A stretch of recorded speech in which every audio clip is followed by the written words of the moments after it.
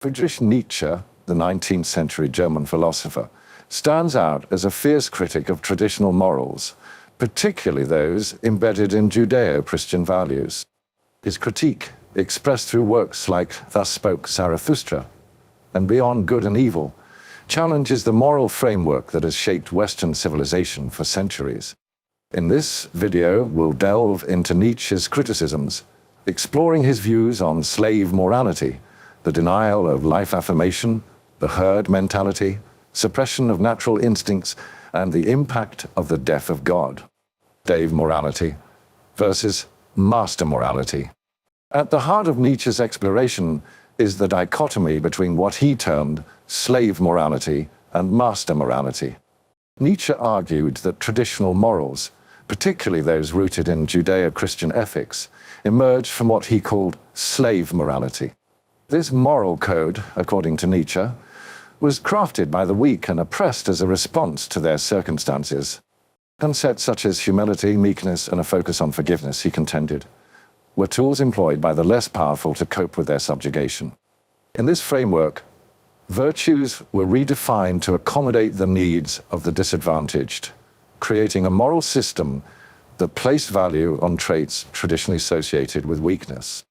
In contrast, Nietzsche championed what he termed master morality. This moral framework, he argued, was characteristic of the strong and noble. Traits such as strength, courage, and nobility were celebrated, and concepts of good and evil were shaped by the values of those in power. Unlike slave morality, master morality did not derive its virtues from a place of subjugation, but rather from a position of strength and dominance. Nietzsche believed that master morality was more authentic, representing an unapologetic embrace of power and individual will. Nietzsche's exploration of slave and master morality had profound implications for his broader critique of traditional values. Critics argue that his characterization of slave morality as a reaction to oppression oversimplifies the complex interplay of societal dynamics. Additionally, his celebration of master morality has faced criticism for potentially endorsing a form of elitism that could justify exploitation. Despite criticisms, Nietzsche's ideas on slave and master morality have sparked extensive philosophical discourse. They prompt us to re-evaluate our moral systems and question the origins of our ethical values. Nietzsche challenges us to consider whether our moral codes are products of power dynamics, shaping our understanding of good and evil. Denial of life affirmation. Nietzsche's exploration of traditional morals begins with a critical examination of the prevailing Judeo-Christian values. He argued that these values, steeped in asceticism, humility, and a focus on an afterlife, fundamentally denied life affirmation. The emphasis on self-denial and the devaluation of worldly pleasures, according to Nietzsche, hindered the flourishing of human existence. Nietzsche challenged the ascetic ideals embedded in Judeo-Christian values, particularly the notion that self-denial and renunciation of worldly desires were virtuous. He contended that this asceticism, rather than elevating the human spirit, led to a suppression of natural instincts and a negation of life's inherent affirmations. For Nietzsche, a morality that discourages the celebration of life is a morality that stifles human potential. The Judeo-Christian emphasis on an otherworldly existence and the devaluation of earthly pleasures troubled Nietzsche deeply. He argued that the relegation of the material world to a realm of sin and temptation contributed to a mindset that negated the beauty and richness of life.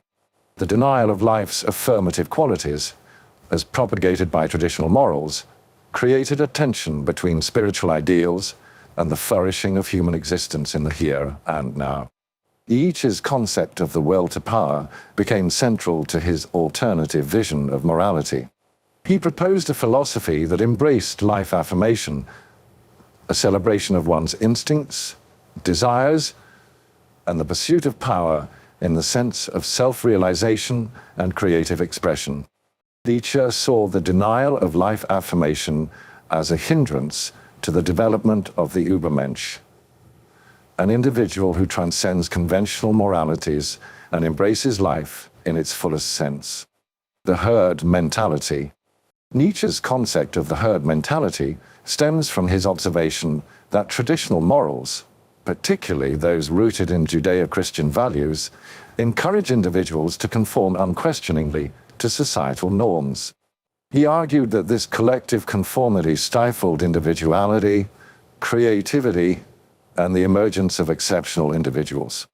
The herd mentality represented, in Nietzsche's view, a surrender of personal autonomy to the dictates of a morality designed for the masses.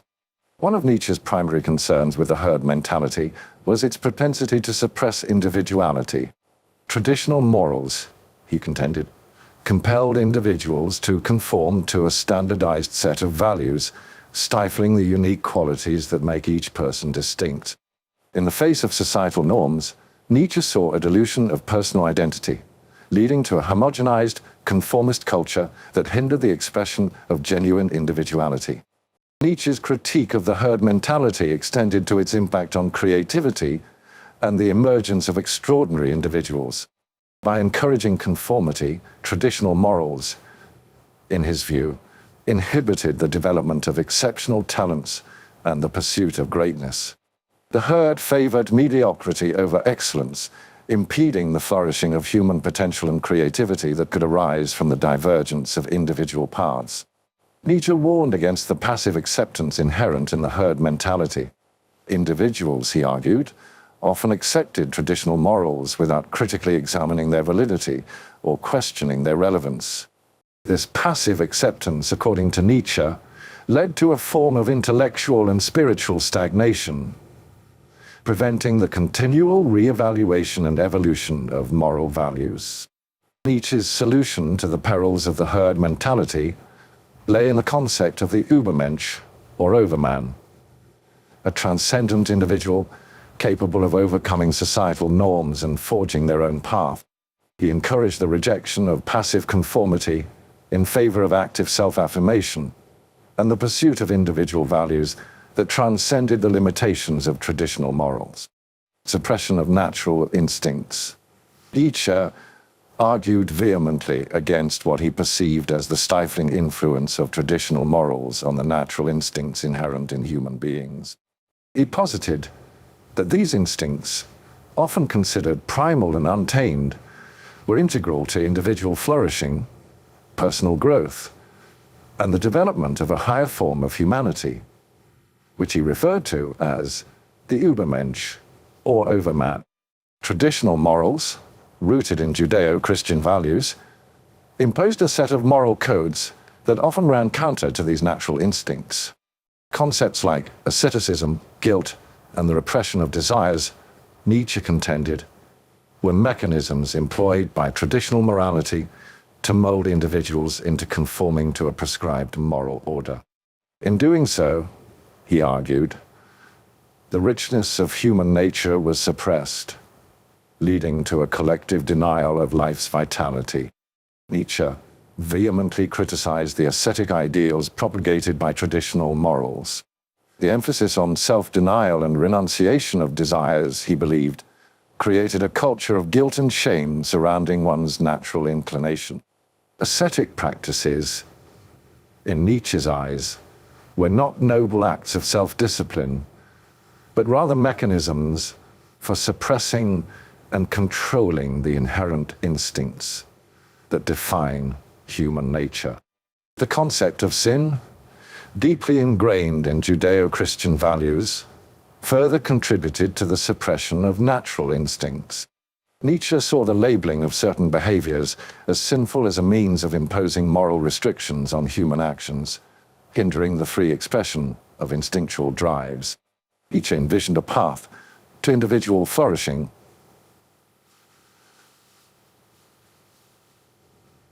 through the affirmation of natural instincts. He argued that by embracing these instincts, rather than suppressing them, individuals could tap into their creative potential, leading to the development of a higher, more liberated form of humanity. the Übermensch. The Übermensch for Nietzsche represented an individual who transcended traditional morals, forging their own values and affirming life in all its complexity. This vision stood in stark contrast to the limitations imposed by traditional morals, which, he argued, restrained the full expression of human potential. And death of God. Nietzsche's critique of traditional morals is a multifaceted analysis that questions the fundamental principles of Judeo-Christian ethics.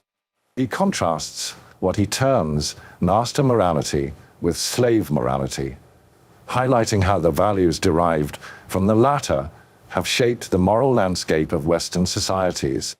Nietzsche takes issue with the moral dichotomy between good and evil, arguing that it stems from a history of oppression and a subversion of natural instincts. At the heart of Nietzsche's critique is the metaphorical pronouncement of the death of God. This provocative assertion does not merely suggest the demise of a divine being, but symbolizes the abandonment of a transcendent moral authority. Nietzsche contends that as belief in God wanes, traditional moral values lose their grounding and legitimacy. The death of God signifies the collapse of the metaphysical foundation that had historically provided moral guidance. Nietzsche's death of God challenges the traditional understanding that morality is inherently tied to religious doctrine.